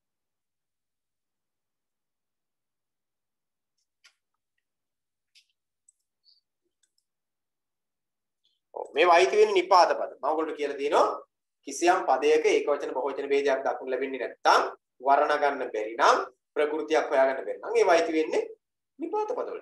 ඒ වෙනත උපසර්ග. නිපාත නෙවෙයි පද විතර ගන්න පුළුවන්. නිසා ඇයි කෙසේද කවරදාද මොනවද වෙන්නේ පද ප්‍රශ්නාර්ථ යෙදුම් සමග යෙදෙන කතෘ පද මොකක් වෙන්න ඕනද අවසන් මේ කතෘ වගන අනුක්ත වෙන්න ඕන කියලා කියනවා. එතන විශේෂයක් තියෙන ඒ විතරක් නෙවෙයි. එතන පොඩි ලක්ෂණයක් තියෙන්නේ මොකක්ද? මෙන්න මේක තමයි එතන තියෙන ලක්ෂණය. නිබන්ධන ඔයගොල්ලෝ ඉරක් ඇඳලා තියාගන්න. මෙන්න මේක තමයි ලක්ෂණය. ඔයගොල්ලන්ට පේනවා එතන මොකක් වෙලා තියෙනවද? අදාළ පදයට පෙරින් ක්‍රියාරූපයක් දක්වන්න ලැබෙනවා. අදාළ පදයට පෙරින් ක්‍රියාරූපයක් දක්වන්න ලැබෙනවා. දැන් අප විභාගයට ලියන්නේ කවරදාද? ඊළඟට නායකයන් බොරු කියන්නේ ඇයි? දැන් මේක අපිට ඕන නම් නායකයන් කියන එක උක්තෙන් තියන්නත් පුළුවන්. කියන්නේ කියන එක අයින් කරලා. ඒ කොහමද? නායකයෝ කියන එක ක්‍රියාපද අපි අනිත් පදේ ගන්න අපි විභාගයේ ලියන්නේ කවරදාද කියලා. ඒ වගේ එක අපි කියන එක ඕන නම් කවරදාද කියන එකත් එක්ක භාවිතා කරන්න පුළුවන්. ක්‍රියාරූපයක් නැතිව. මෙතන ක්‍රියාරූපය නැතුව මේ වාක්‍ය දෙක භාවිතා කරන්න බෑ. මෙතන අපිට භාවිතා කරන්න බෑ. හරිද? මෙවැනි වාක්‍ය දෙකක් කියන නායකයන් බොරු කියන්නේ ඇයි? ඉරක් ඇඳලා තියන්න ලියන්නේ කියන වචනයටයි කියන්නේ කියන වචනයටයි. නිබන්ධනේ ලියුණා නම් එතන දැන් ඔයගොල්ලෝ සාමාන්‍යයෙන් ඔයගොල්ලෝ ගාව දැන් නිබන්ධනේ ඇති කියලා මම හිතනවා ගාවම නිබන්ධනේ ලියුණා 27. සාමාන්‍ය පන්ති වුණා නම් මම මේවා මේ ටික ගන්නවා. පාඩම් ගන්නවා. ඔක්කොම නෙවෙයි. දවසට කීපයක් වෙන්න පාඩම් ගන්නවා. වාක්‍ය දීලා හදන්න කියලා කියනවා. දැන් මේ ක්‍රමයේ ඉතල අපිට කරන්න හැකියාව අඩුයි අවමයි.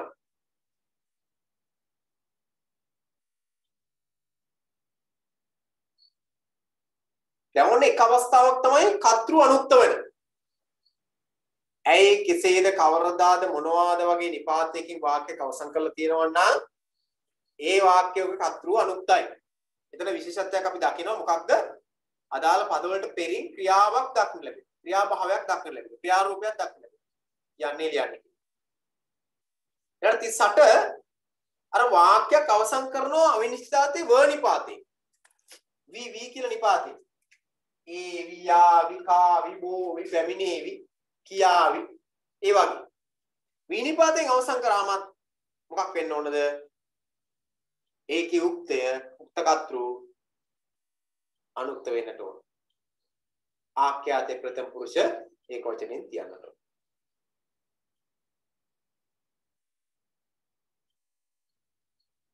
මායගෙන සලකා බලාවි මිනිසුන් ගමට යාවි මෙනි වාක්‍ය දෙකක් ලියන්න.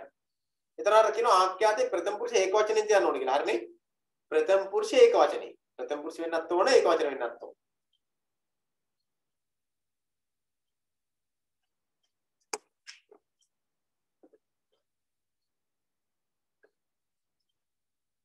වාක්‍ය දෙකක් ලියන්න.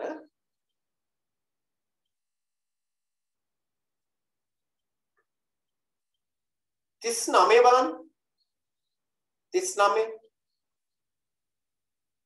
ඇයි කිසිද කවරදාද මොනවද කියන පදවලට පදයක් තිබුණත් වාක්‍ය අවසන් කළ තිබුණත් එවැනි අවස්ථාවක කර්තෘ අනුක්ත වෙනවා. වීනිපාතින් වාක්‍යයක් අවසන් කළ තිබුණත් එවැනි අවස්ථාවක කර්තෘ අනුක්ත වෙනවා. මෙන්න තවත් අවස්ථාවක් අසම්භාව්‍ය ක්‍රියාවකට පෙර යෙදෙන කර්තෘ අනුක්ත වෙනවා. ඔයගොල්ලෝ මම මේක අසම්භාව්‍ය ක්‍රියාවට කොහොමද සාකච්ඡා කළා. අසම්භාව්‍ය ක්‍රියාවක් තිනම් ඊට පෙර යෙදෙන කර්තෘ අනුක්ත වෙනවා. මොකද අසම්භාව්‍ය ක්‍රියාවක් යෙදෙන වාක්‍යක අසම්භාව්‍ය ක්‍රියාවක් යෙදෙනකොට වාක්‍යක එහි ප්‍රධාන වාක්‍ය සහ අප්‍රධාන වාක්‍ය කියලා දෙකක් තියෙනවා. ඔය කියන්නේ අප්‍රධාන වාක්‍යයේ කර්තෘ අනුක්ත වෙන්න ඕන කියලා. මෙතන ඒකයි. ඕන්ෙහි යතොත් අපි නොයමු. අපි නොයමු කියලා කියන්නේ ප්‍රධාන වාක්‍ය. යතොත් කියන පදේ ටිකක් අද ගන්න.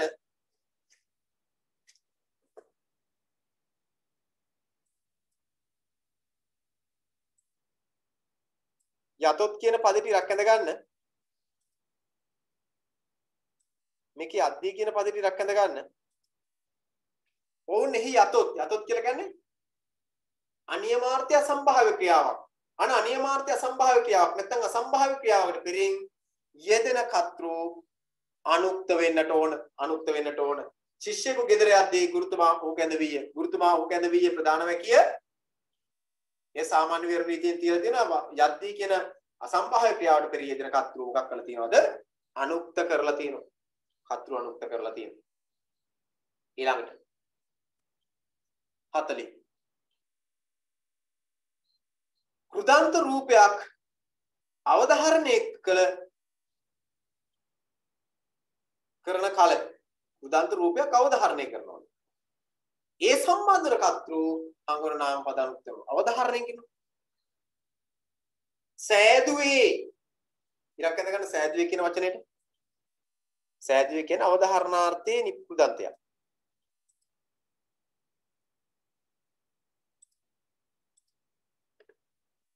රංගපාන්නේ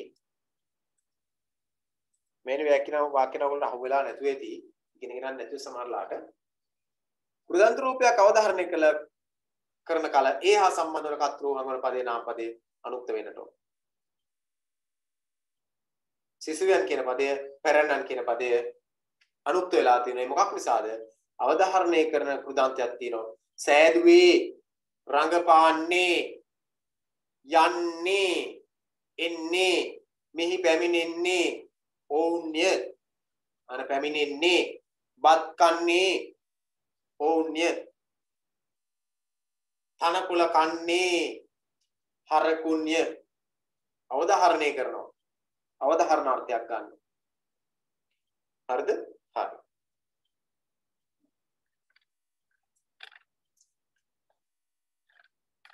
පොඩි දෙකක් විතර කතා කරලා අපි අවසන් කරමු. මේ මම අද මේ ඔයගොල්ලෝ පන්තියේ මේ වුණ නැත්තම් මම කර්තෘකාරක කර්මකාරක තමයි අද කතා කරන්න පටන් ගන්න හිටියේ. ඒක අවසන් කරන්න හිටියේ. නමුත් තියුණු මේ අපිට ප්‍රමාදයත් එක්ක විනාඩියක් 35 විතර ප්‍රමාදයත් එක්ක අපිට කරන්න බැරුණා. වෙන දවසක පැයක් විතර කොහොමද වෙලාවක් හදාගෙන කතා කරමු. මේ පහසු දවසක් ඔයගොල්ලෝ පුළුවන් නම් දැන් කමෙන්ට් එකකුත් දාන්න යන්න. පහසු දවසක් මේ නිබන්ධන අපි තියාගෙන හිටියේ වැඩි දැන් කතා කරලා අවසන් කරන්න ඕන. කර්තෘකාරක කර්මකාරක ටික. නොහැකි දවසක් කමෙන්ට් කරලා යන්න. පහසු දවසක් නෙමෙයි. ඔයගොල්ලන්ට නොහැකි දවස්. ඒ කියන්නේ අපේ පන්ති මෙහි අපේ විෂයෙන් මේ ශික්ෂණ ආයතනයේ ටයිම් ටේබල් එක මම දන්නවා. ඒක බෑ කියලා මම කොහොමද දන්නවනේ. ඊට අමතරව බැරි දවස් තියෙනවා ලකුණු කරගෙන යන්න. නොහැකි අය. ඕන දවසක් මෙහි ටයිම් ටේබල් එකත් එක්ක තියෙන ඕන දවසක් පුළුවන් අය කවන්නේ නැහැ. ප්‍රශ්න නැති අය ගැටලුවක් නේ. ගැටලු තියෙන අය විතරක් කමෙන්ට් එකක් දාන්න යන්න. බැරි දවස්. ගොඩක් වෙලා ගන්නක් කමාරක් ගණී ඕන. මේ අමතර වෙලාව.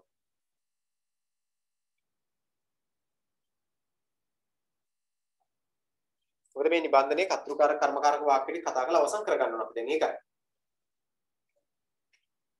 අද කතා කරා නම් ඒක අවසන්. එහෙනම් මේ කොටස විතරයි ඉතිරි වෙන්නේ. බොහොම කනගාටුවක් තියෙනවා මට මේ රචනා ලියන්න තික් ගැන නම්. මොකද රචනා නොලියනවා කියලා කියන්නේ ඔබගේ දේලාවට බෑ සර්. සතියේම පන්ති. උදේට කලින් සතියේ ඕන වෙලාවක උදේ 6:07 බැරිය ඉන්නවන පොඩ කමෙන්ට් එකක් දාන්න. උදේ 6:07 වගේ උදේ වෙලාවක 6:07 පැයක් දෙන්නේ නැති වෙයි පැය. උදේ 6:07. බැරිලා කවුරු ඉන්නවනම් එහෙම පොඩක් කමෙන්ට් එකක් දාන්න. නැත්නම් බලමු දේශනාවක් එහෙම වෙලාවක් කරන්න.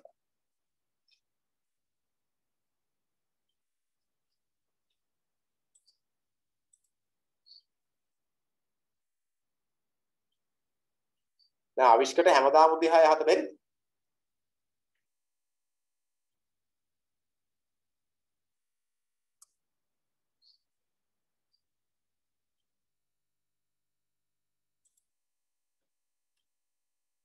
හරි.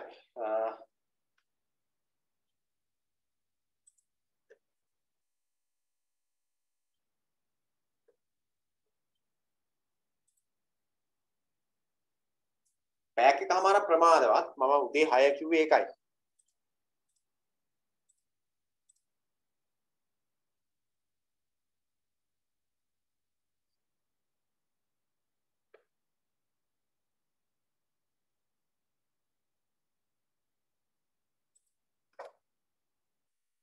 කියන ගැටලුවක් තියෙනවා. බලමු අපි මොකක් කරගෙන ඉස්සරහදී මේ වෙලාවක් අපි අමතර වෙලාවක් කියන වෙලාව බැරි වුණොත් අපි රාත්‍රී වෙලාවක්වත් බලමු නේද? පුළුවන් වෙලාවක්. පැයක් වගේ අපි ඕන. පැය වෙලාවක් බලමු එහෙම නැත්නම් උදේ බැරිම.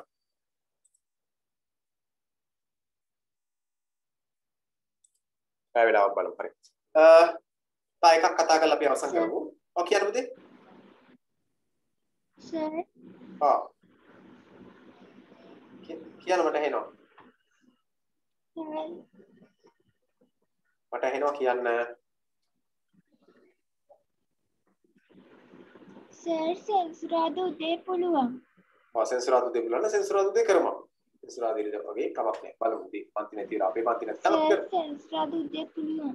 හරි බලමු. හොඳයි මම ඒක කතා කරමු. බදාද කරමුද? බදාද රැට. බලමු. හැමෝටම පුළුවන් දවසක් වෙන්න ඕනේ. ඒක වැඩි තියෙන්නේ. හැමෝටම පුළුවන් දවසක්. බලමු මම සෙන්සුරාදා හරි එහෙම අපිට දවස් බලමු සති දවස් කරමු. ටයිම් ටේබල් එක අලුත් වල්ලා මම ටයිම් දෙක තුනක් දාන්නම්. මොකටද දාන්න දුරන්නේ.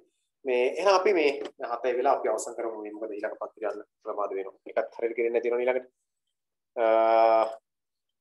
වෙන මොනවත් ගැටලු නැති වෙයි කියලා මම හිතනවා. එහෙනම් අපි ඊළඟ දවසේ හමු වෙමු. ඊළඟ දවසේ කියලා කියන්නේ අමතර දවසක් අපි අනිවාර්යෙන් ගන්නවා හිට අනිත් නෙමෙයි. මේ සතියේ ඊළඟ දවසේ එන්න කලින්.